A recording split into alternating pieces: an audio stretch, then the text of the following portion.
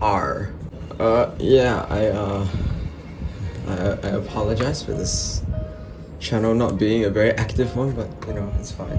It's for leisure purposes, but Seven Seas has became one of my favorite decks over time because of how it's very flexible in its deck building standpoint.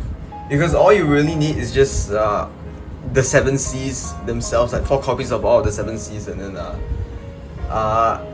then like some support cards that, you know, cards like Greed Shade, cards like Captain Nightmist.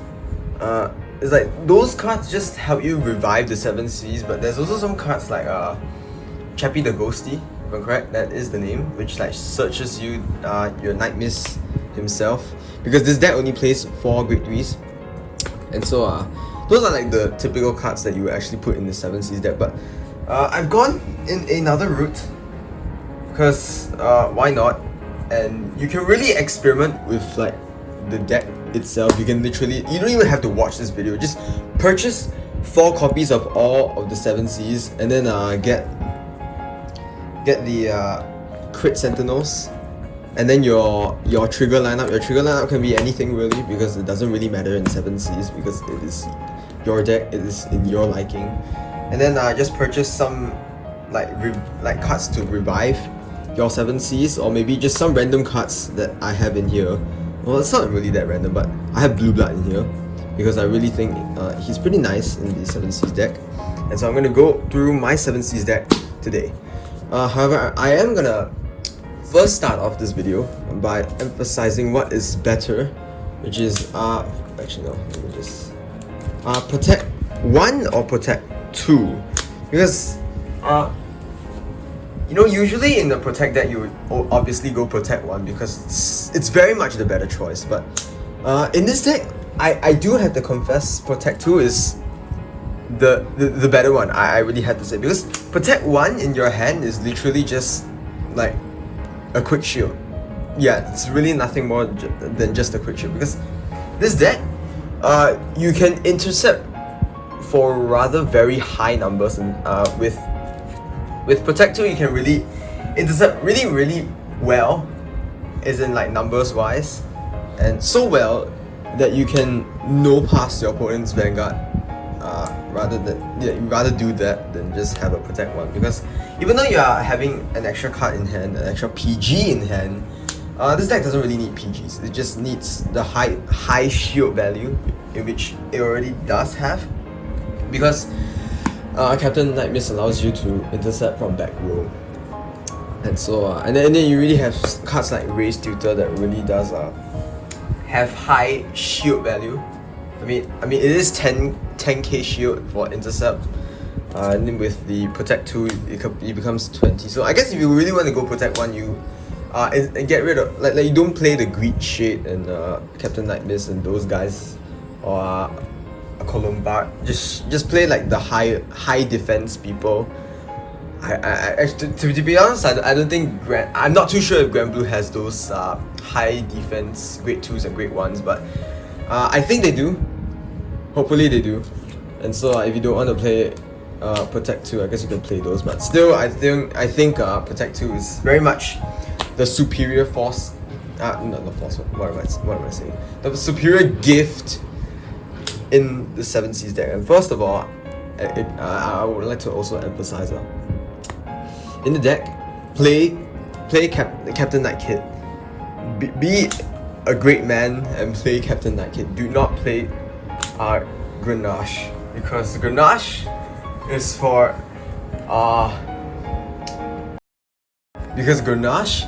Nightrose. Alright, play Captain Nightkid. Captain Nightkid is cute. Just play him as a starter. It's the right choice. It's the right choice. And I forgot, don't play the zombie, because the zombie is just straight up disgusting. So I think it's fair that instead of going through like normally with the grades, I would like to start off by laying out all of the important cards in the Grade 3 slot, which is only Captain Nightmist. Yes, Captain Nightmist. Lord of the Seven Seas Nightmist. Sorry, it's not Captain Nightmist. Captain Nightmist is the Grade 2. Now his first skill is auto on Van or Rearguard Circle, and I'm only gonna go through this once, which is right now, because all of the 7Cs cards have this effect, which is basically when its attack hits, so it has to hit, not hit the Vanguard, so you can attack the Vanguard or the Rearguard. Place a treasure marker on your Rearguard or Vanguard circles, and so basically treasure markers are these things, and so like his second skill is basically for the amount of treasure markers you have. If you have one or more, all of your 7Cs can attack from the back row and also intercept, which that is really nice. And if it has 3 or more, all of your 7Cs plus 5k. And remember, this is only 7Cs, not all of the Granblue cards, so you need 7Cs. And if you have 6 or more treasure markers, after he attacks, right after he attacks, stand all of your 7Cs rearguards. And again, it's all 7Cs, so you cannot stand your Skull Dragon, I'm sorry. Yeah, you can't do that. Your Skull Dragon is probably already hitting for 69k, so it's fine. You don't really need to stand him. If you are playing Skull Dragon, because, I mean, you can, but it's not advised. But yeah, why not, you know? You're gonna experiment with this deck anyways. And so, your main strategy is literally, right from the get-go, from turn 1, just get as much of the treasure as possible. Literally, you need to get all 6 treasure markers, and then you can restand your whole field. And so like what this is like, you hit, get 1 treasure marker. You hit if your Rearguard Nightmist, you get another treasure marker. And you literally just place them everywhere. And then for the amount you have, you can activate Nightmist's skill. And so he's your boss grade 3. You only play 4 of him because there's nothing better than him. Or if you really do want to, I guess you can play Cocytus, you can play Night Rose, but no. No, just stick to him. You rather just G assist for him than right into Cocytus or Night Rose. And so yeah, you only play 4 because this is your main grade 3, and you only need this grade 3. And so our next 7Cs we're gonna cover up is I completely forgotten her name, but it is Nightspinel. Yes. And so her first skill is the same as Nightmist. Nightmist, and again, like I said, the first skill is relevant to all of the 7Cs. So I'm gonna skip that first skill. And so the second skill is basically Vanguard or Rearguard Circle. When it's placed, counter last 1 and mill 2 cards from your deck. Milling is basically just discarding the top cards of your deck. And choose, if I'm correct, it's literally just choose 1 7Cs unit from your drop zone and call it to Rearguard Circle. So that's really nice. So this is basically the it's your Colombard of 7Cs, even though you do actually play Colombard in 7Cs, sort of. I mean, because like 7Cs have very little because it's not like Night Rose where like you need to get your Skull Dragon, because like, okay, the closest thing I can relate to Skull Dragon in the 7Cs is Slash Shade, which I'll get to him later. But I mean, you might as well just relate Slash Shade to Ghost Ship, but instead Slash Shade actually does stay on field.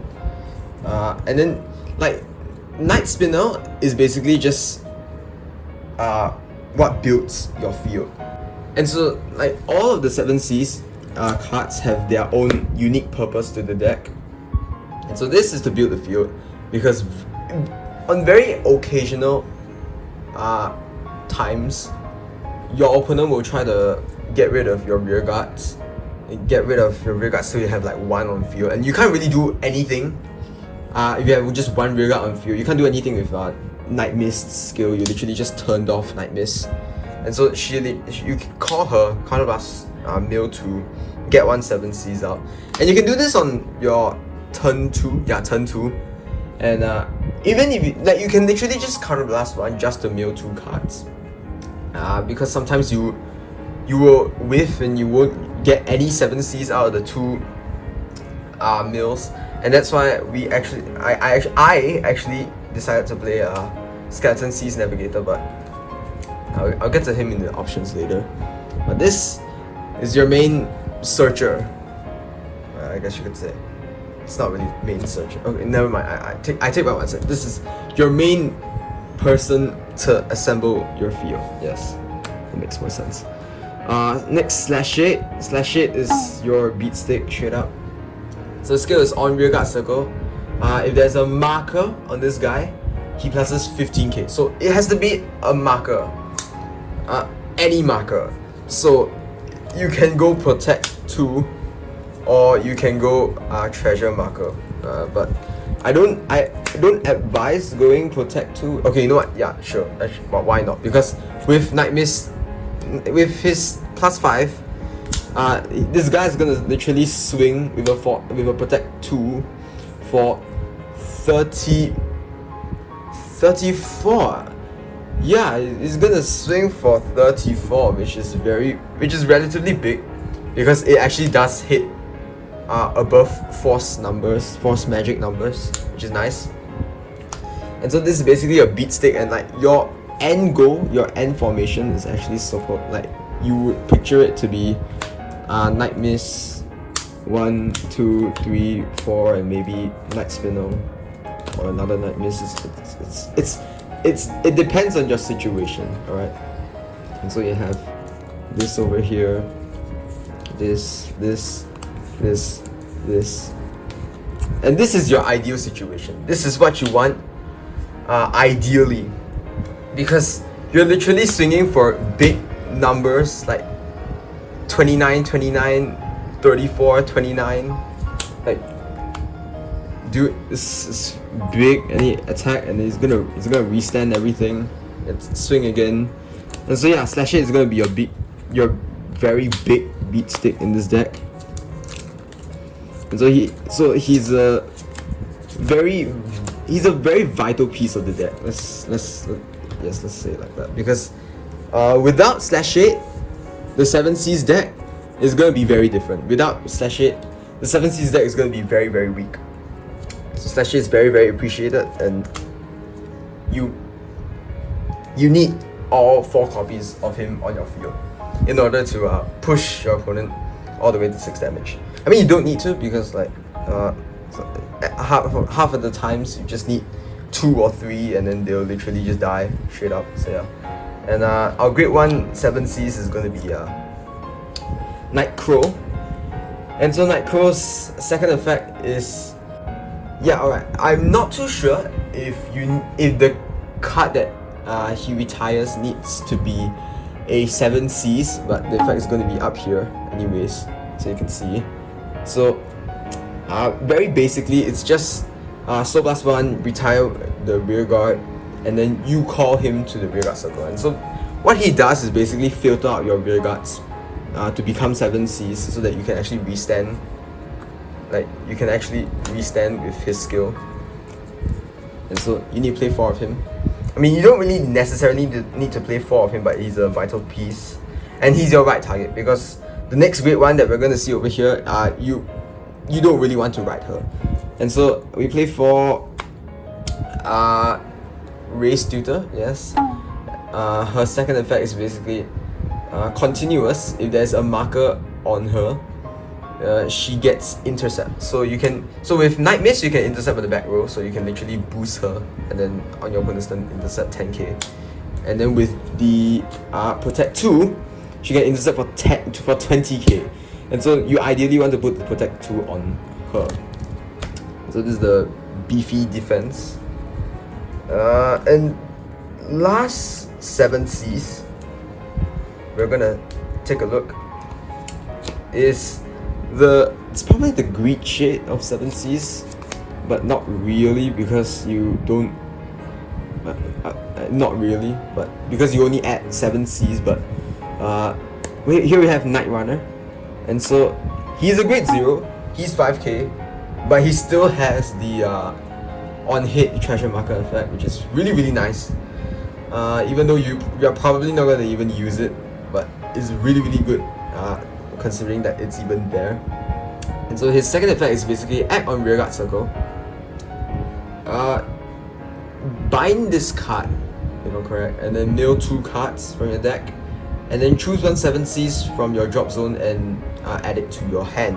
And so what you do with him is basically just bind him, mill 2, and then get your Nightmist to hand in the early game, because like you only play 4 grade 3s, which is very small, and if you have a Nightmist on the drop zone, you just add it to hand with Nightrunner, because it's way better than G assisting, because your hand in this deck sucks like crap. Right? It's so bad. Your hand is just so bad. And so this guy is very vital. Your Vanguard obviously is vital, and she's also vital, because what you can do with him and her is just use him, bind, mill 2, and then call her, and then you basically just chain in between one another. Call her, counterblast, mill 2, get him out, and get her out, and get him out. You can do that. It's a thing, but I don't think you would really do that because you're gonna waste all of your resources. And so yeah, that's basically all the 7Cs cards. And so all of the 7Cs right here, basically, they take up half of your deck space, and so you basically just have another half just laying there, doing nothing. They don't really do nothing, but you can play anything you want. I'm not stopping you from playing 4 Skull Dragons, but I don't think Skull Dragon is even necessary, because like your main beat state isn't Skull Dragon, it's Slash Shade that can restand for 29 with Nightmist. And so in my grade 2 lineup, I will be playing Captain Nightmist, the grade 2 one, and Blue Blood. I think it doesn't. Okay, no, it doesn't matter. It doesn't matter. Alright. So Captain Nightmist's skill is basically when placed, counterblast 1 and choose 1 grade 1 or lower card in your drop zone and call it to rearguard circle. And then if you have 10 or more cards in the drop zone, you can call any grade. And so what I use him for is basically during the late game, where your deck is literally just 10 cards or lower, you don't want to mill anymore, you don't want to Colombard because you're reducing your deck cards, and so you're just gonna use this guy, call, counterblast, you get something out of your drop zone purely because your drop zone is already very very fat. And so I guess if you really are playing Skull Dragon, then this guy's the guy that's gonna get Skull Dragon out, because you cannot get Skull Dragon out of Nightspinel, you cannot get Skull Dragon out of Nightrunner, because they can only revive 7Cs, and you only need 7Cs. And so like right after you use him to revive something like a Nightspinel, then you use Nightspinel to get out a Slash Shade. He's gonna be like, it's just gonna be a random guy there, so you don't want him in your final turn, and so that's where Nightcrow comes really handy, and you can use the skill, get rid of him, call him. So basically just get rid of non-7Cs cards. And I play Blue Blood, hopefully that is his name, because like, okay, his first skill, I don't think nobody is really gonna care for his first skill, because I only play 2 of him, and so like unless I play 3, then maybe his first skill might come into play, but I mainly care about his second skill, which is basically after he attacks the Vanguard, if I'm correct. I mean, this effect is at the screen anyways. Discard 1 card from your hand, and then draw 2 cards. Oh no. Sorry. No, it's you retire him, and then you draw 2 cards and discard 1 card from your hand. And so one thing that's about him is that you draw first before you discard, in which that's very nice, because you can literally discard what you just drew, and you are basically plussing cards in 7Cs, in which that, okay, I don't think it's it's not really a plus because you're killing him, but you don't really care for him anyways. It's not 7 seasons, so he can die all he wants. Brutalness in its finest. You get 2 extra cards, and so like if you have something in your hand like Negro Bone, like in which I will go to later, you don't want him in your hand, and so you want him in your drop zone, and so you're going to use his skill to get rid of your Negro Bone in your hand and get 2 extra cards, which is really, really nice. And so that's why I played 2 of him, and because he really does a good job of killing himself for your next turn to have more 7Cs on field. So that's going to be my grade 2s. Oh yeah, by the way, it's also including these, obviously. And for the grade 1s, I will be playing 2 Skeleton Seas Navigator and Negro Bone. So I'm gonna go to Negro Bone first. I mean, if you play Night Rose, you should know Negro Bone, but it basically has a busted skill of basically act in your drop zone, discard 1 card from your hand, and add this guy to your bottom of the deck. So this guy fills up your deck when your deck is like, I don't know, 3 cards, 2 cards, which is really, really nice. And then choose 1 rearguard, not a rearguard, choose 1 card that is grade 1 or lower and call it to your rearguard circle. And then if you have 10 or more cards in your drop zone, you call any grade instead of just grade 1s. And so this guy, you can relate him a lot to Captain Nightmist, but instead this guy works in the literal drop zone and it doesn't cause a color bust, so it's like way better than Nightmist. But I mean, Nightmist is there just for emergency purposes, but this guy is the guy that you're really gonna use quite a lot. Like, he's the main reason why you can actually like feel like you build your field like multiple turns. I mean, if you do it consistently, because first of all, one thing good about him is that he literally makes your deck fatter, in which I mean, 7Cs doesn't empty your deck as fast as any Granblue deck, but getting this guy back into the deck is really, really nice. And then you can revive anything in like grade 1 or lower. Like that might not sound good, but then did you consider Nightrunner? Like, dude, you can literally chain into your Nightspinel and then go into /8, or I don't know, you can just get back your Nightmist that you need for your next ride. And so that's really, really nice. He's really, really nice. He's the MVP. He's just the straight up MVP, alright? There's nothing else to say about him. And our Skeleton Seas Navigator is basically act, rest 2 units if I'm correct, but if I'm not correct, then it's gonna be 2 rear guards, and then mill 5 cards. That's all. Yeah, you just mill 5 cards because you need the cards in your drop zone. Because like, you don't want your turn 1, like, you don't want your turn 2 to be like, oh, Nightspinel, use her skill, mill 2 cards, let's mill. Oh no, there's no 7Cs, guess I just wasted a counterblast.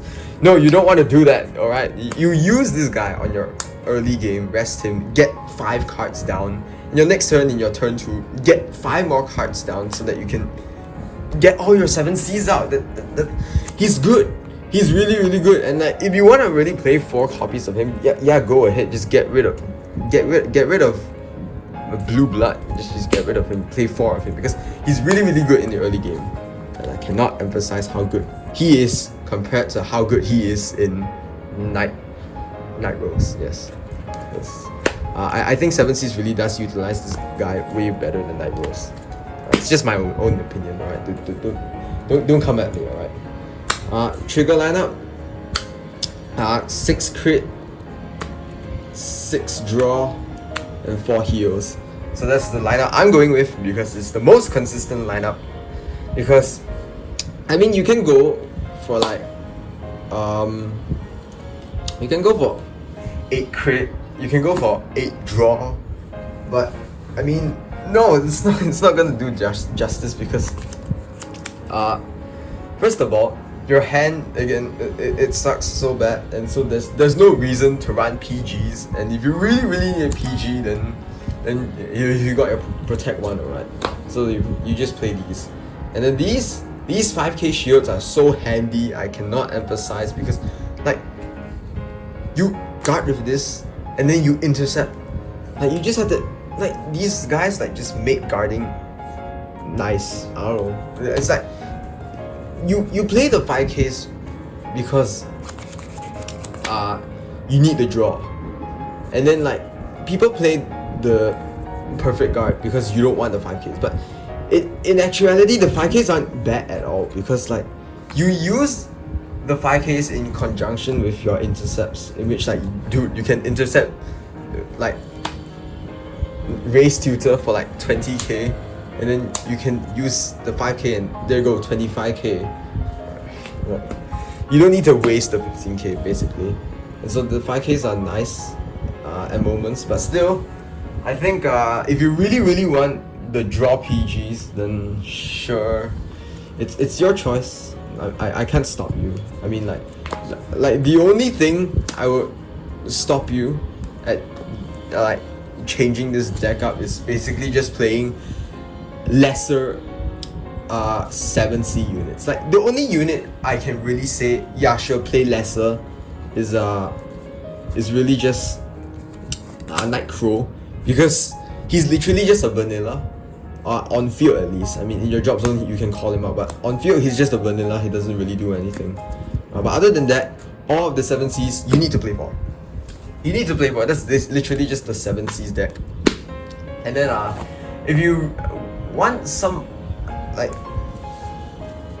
tips on this deck, is just going to be preserve your hand as much as possible, because your hand really does suck if you're gonna rush your opponent a lot, because like cards like Negro Bone, although it gives access to your drop zone, you're still discarding cards.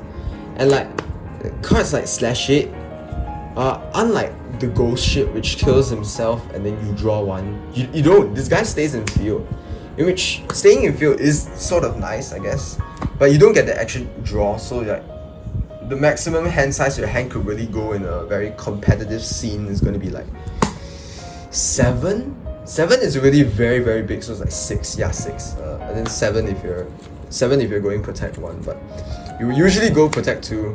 Even though I see a lot of people going Protect 1. I mean, Protect 1 is regarded as the better, I guess the better marker, but don't say that it's my word, alright? It's just that. It's just what I see and what I observe. It is sort of better, but in this deck, Protect 2 is the better one. And so yeah, that's basically the 7C's deck profile from me. See you guys next time.